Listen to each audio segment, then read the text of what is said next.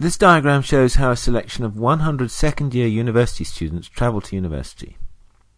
60 students said that they travelled by train, 30 stated that they travelled by car, while 10 students stated that they travelled by both car and train.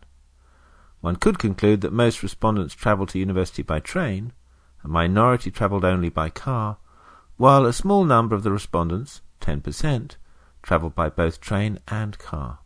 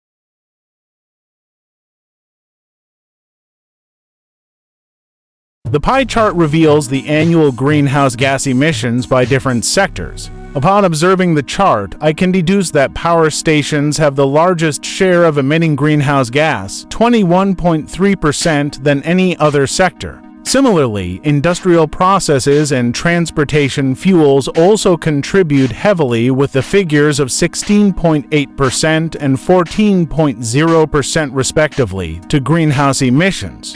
Interestingly, agriculture by products to generate a sizable share of 12.5%. Waste disposal and treatment has the least share of 3.4% in the emissions. In conclusion, I can say that the figure above provides vital information regarding the contributors of greenhouse gas emissions.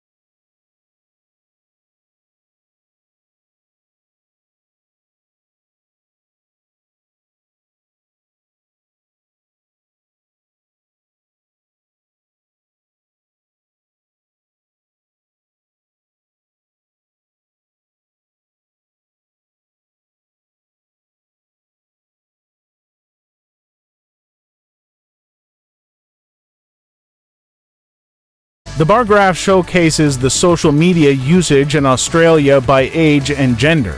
it can be discerned that the age group of 25 to 34 years spend the most time on social media, with the number of users being 2,583,000. Teenagers and old people clearly are the ones spending the least amount of time on social sites, with the numbers to 148,500 and 861,000 respectively. Interestingly, there is not a huge difference between the genders when it comes to accessing social media. I can, however, see that among teenagers and old age people, more females spend time on social media compared to their male counterparts. Overall, I can conclude that this graph illustrates crucial information and justifies that people in Australia spend considerable time on social media.